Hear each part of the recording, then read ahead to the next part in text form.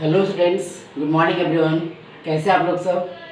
आज डिस्कस करेंगे हम लोग क्वेश्चन टैग का पार्ट 3 और पार्ट 2 तक हम लोग डिस्कस कर चुके हैं, जिसमें से कुछ अभी फर्स्ट जो पढ़ रहे हैं rules regarding to the subject का 4 रूल्स बताए थे, जिसमें से रिगार्डिंग टू द सब्जेक्ट से रिलेटेड पढ़ रहे हैं और उसका आज डीप पढ़ेंगे। ठीक है, थोड़ा सा बैक डिस्कस करते हैं। इसके पहले हम लोग जो सी में पढ़े थे वो क्या था कि अगर यदि कोई मेन क्लॉज का सब्जेक्ट क्या रहेगा, समबडी है ना, समबडी है ना, नोबडी, अगर ऐसा कुछ रहेगा, ये सारे समबडी नोबडी एवरीबडी है ना, ऐसा कुछ रहेगा, तो जो क्वेश्चन टैग का जो सब्जेक्ट आता था वो क्या आता था, दे जाता था। ठीक है, दे जाता था। तो कुछ हम लोग ये रूल्स को पढ़ लिए हैं। अभी हम लोग देखते हैं कुछ इसका नया रूल्स जो अभी क्या कह रहे हैं। If the subject of a main clause is everything, ठीक है, एवरीथिंग, समथिंग, नथिंग और एनीथिंग। अगर यदि रहा एवरीथिंग रहेगा सब्जेक्ट के रूप में, समथिंग रहेगा, नथिंग रहेगा, एवरीथिंग रहेगा, तो क्या होगा, it will be the subject of question tag. मतलब कि जो मेरा क्वेश्चन टैग का जो सब्जेक्ट होगा ना, सब्जेक्ट वो क्या होगा, मेरा इट होगा। ठीक है, जैसे क्वेश्चन है, एक एग्जांपल लिखते हैं, एवरीथिंग इज पॉसिबल। ठीक है, एक क्वेश्चन लिखा है एवरीथिंग इज पॉसिबल, तो यहाँ एवरीथिंग है, कॉमा रहेगा, तो इज है, यहाँ क्या जाएगा, इजंट हो जाएगा, और एवरीथिंग के लिए क्या बोले, सब्जेक्ट क्या आएगा यहाँ पर, इट, तो यहाँ आएगा मेरा इट क्वेश्चन मार्क। ठीक है, वन मोर एग्जांपल,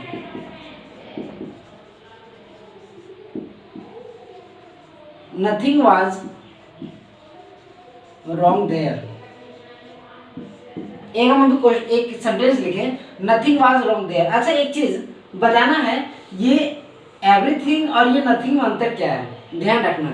ये जो एवरीथिंग मतलब सब कुछ, प्रत्येक कुछ जो होता है जो भी है, तो ये अफर्मेटिव है, लेकिन ये नथिंग मतलब कुछ नहीं, ये नेगेटिव है। तो हम एक रूल्स बताए थे कि अगर यदि मेन क्लॉज अगर नेगेटिव में है तो क्वेश्चन टैग जो होता है वो किस में चल जाता है, अफर्मेटिव में चल जाता है। और अगर यदि ये अफर्मेटिव में, मेन क्लॉज में अगर अफर्मेटिव में है तो क्वेश्चन टैग जो आता है वो किस में चल जाता है, ये अगर यदि अफर्मेटिव है तो इधर नेगेटिव, और इधर नेगेटिव तो इधर अफर्मेटिव। तो अभी बताना ये नथिंग मेरा नेगेटिव में आ गया, तो इधर जो जाएगा वो किस में जाएगा, अफर्मेटिव में जाएगा ना। मतलब यहाँ पे मेरा क्या है, वाज है, तो यहाँ का वाज हो जाएगा, और यहाँ नथिंग के लिए क्या होगा, इट होगा, वाज इट। सही है, nothing was wrong there, was it, वहाँ कुछ गलत नहीं था ना, ऐसा। ठीक है, तो ये कुछ भी था, है ना। एक और एग्जांपल देख लेते हैं, क्या लिखा हुआ, something, something is happening there. चलिए एक सेंटेंस लिखे, समथिंग इज हैपनिंग देयर, मतलब वहां कुछ हो रहा है, तो इज है, ये तो अफर्मेटिव है, इज है, इधर क्या आ जाएगा, इजेंट हो जाएगा, और इट हो जाएगा, इजेंट इट, वहां कुछ हो रहा है ना, ऐसा। ठीक है, तो ये डी नंबर था। अभी नेक्स्ट इसका एग्जांपल्स देख। अभी उसी का डी के बाद हम लोग रूल नंबर देखेंगे ई। ये थोड़ा सा हम एक कुछ ऐसा लिखे, डायग्राम जैसा बनाए, जो भी है इसको थोड़ा समझना है। ठीक है, एक बार में समझ आएगा सब कुछ। बताते हैं क्या लिखा हुआ है, ई नंबर इसका रूल्स क्या कहता है कि if the subject of main clause is such as, अगर यदि कोई मेन क्लॉज का सब्जेक्ट अगर यदि ऐसा है, कैसा, देखो क्या लिखा हुआ है यहाँ पे। सबसे पहले अभी इधर हमको ध्यान नहीं देना है, ठीक है, इधर जो है अभी इधर ध्यान नहीं देना हमको, इधर नहीं। All of, some of, on of, most of, many of, any of, everyone of, either of, neither of. तो ये सब क्या, जैसे ऑल ऑफ अस अगर दे रहेगा, या ऑल ऑफ यू रहेगा, या ऑल ऑफ देम रहेगा। ये ऑब्लिक दिए हैं, मतलब तीनों में से कोई एक रह सकता है। जैसे ऑल ऑफ अस रह सकता है, ऑल ऑफ यू रह सकता है, ऑल ऑफ देम रह सकता है। ठीक उसी तरह से सम ऑफ अस हो सकता है, सम ऑफ यू हो सकता है, सम ऑफ देम हो सकता है। On of us, on off you, on off them, most of us, most of you, most of them.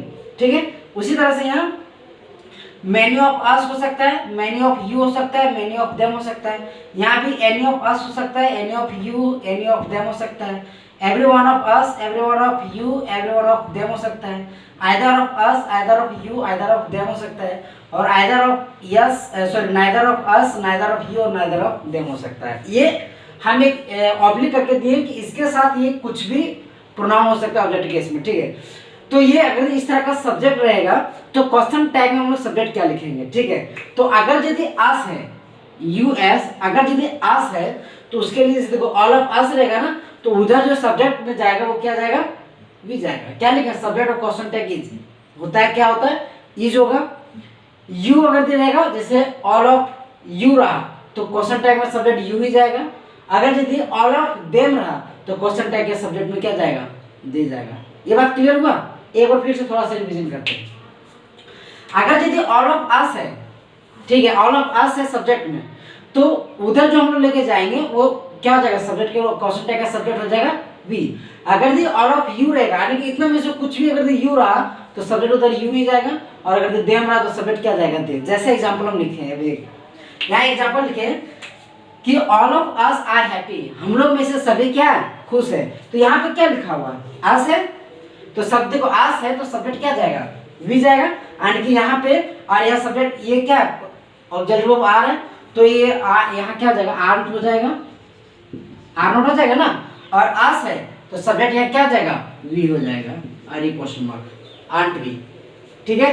ये जो समझ क्लियर हुआ। नेक्स्ट एग्जांपल देखते हैं। All of you are happy, ठीक है, यहाँ था all of us are happy, अभी all of you are happy. आप बताना है कि सब्जेक्ट इसमें क्या है, सब्जेक्ट मेरा टोटल ऑल ऑफ यू है। तो बताया था अगर सब्जेक्ट ऑल ऑफ यू रहेगा तो उधर जो क्वेश्चन टैग का सब्जेक्ट होता है क्या होता है, यू होता है। तो यहाँ आर है, इसमें भी क्या हो जाएगा, आंट यू का यू क्वेश्चन मार्क, ठीक है।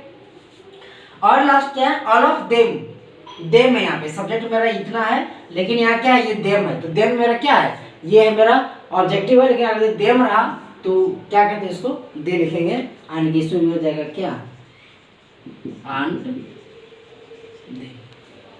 सही है। अभी एक मिनट हम कुछ और एग्जांपल से भी लिखते हैं, ठीक है। चलो, तो यहाँ अभी हम कुछ और एग्जांपल लिखते हैं, ठीक है। जैसे यहाँ हुआ, अभी आगे एग्जांपल लिखते हैं। यहाँ पे क्या लिखे, most of us can do it, ठीक है। मोस्ट ऑफ अस हो गया, सॉरी, हाँ। उसके बाद most of you can do it, ठीक है। उसके बाद most of them can do it, ये हो गया, ठीक है। आगे लिखिए क्वेश्चन। आप बताइए यहाँ पे क्या लिखा हुआ, मोस्ट ऑफ अस लिखा हुआ है, ठीक है।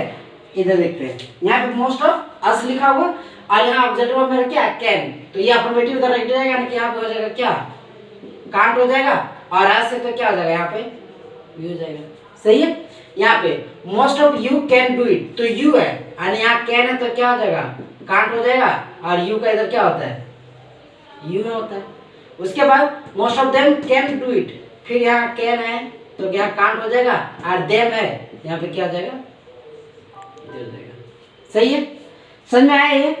ये जो अगर सब्जेक्ट ऐसा कुछ रहेगा तो किसके साथ क्या आएगा क्वेश्चन टैग में, ठीक है। चलो, अगर समझ में आएगा तो बेहतर है। अभी इसके बाद हम लोग रूल नंबर नेक्स्ट देखते हैं, ठीक है।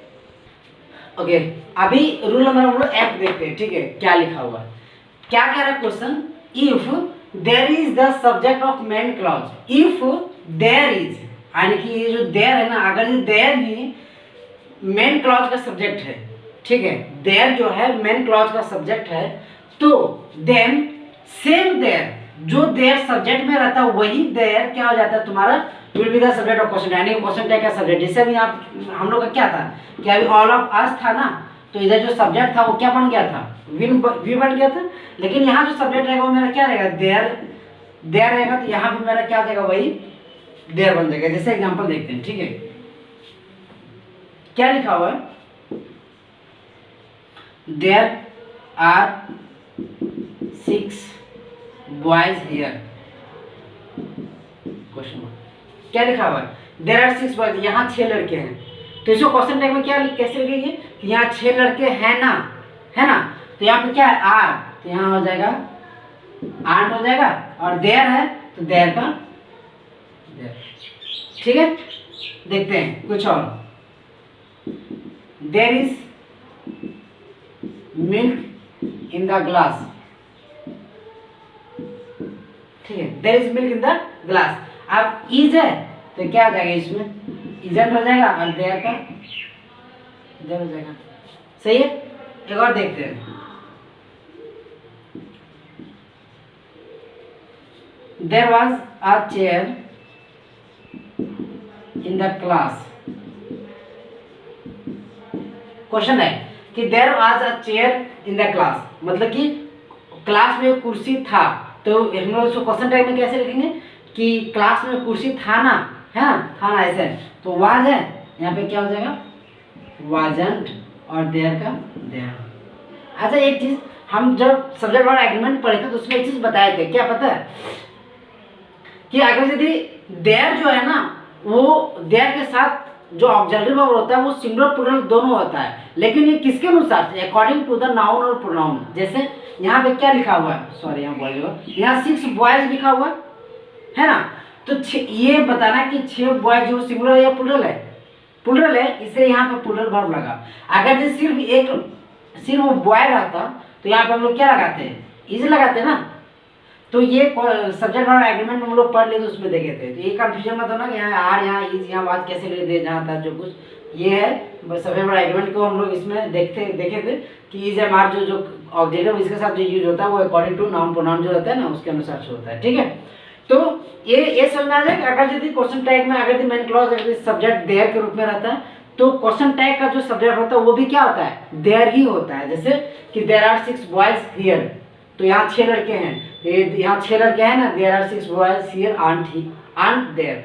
ठीक है, तो ये था मेरा कुछ 8 नंबर तक। अभी इसमें से कुछ और पहला रूल कुछ और बाकी है, हम लोग देखेंगे, आज नहीं, वो कल और नेक्स्ट वीडियो में। उसके बाद फिर तुम लोग स्टूडेंट से एक इम्पॉर्टेंट नोटिस, जो कुछ भी ये आप लोग को वीडियोस जा रहा है सबको देख करके नोट्स बना करके, और ये ग्रुप में नहीं डायरेक्ट ऑफिस में जमा करना है सबको होमवर्क के तौर पे। ठीक है, इसलिए इसके लिए सबको ध्यान रखिएगा और अच्छे से इसको प्रिपेयर कीजिएगा। ओके।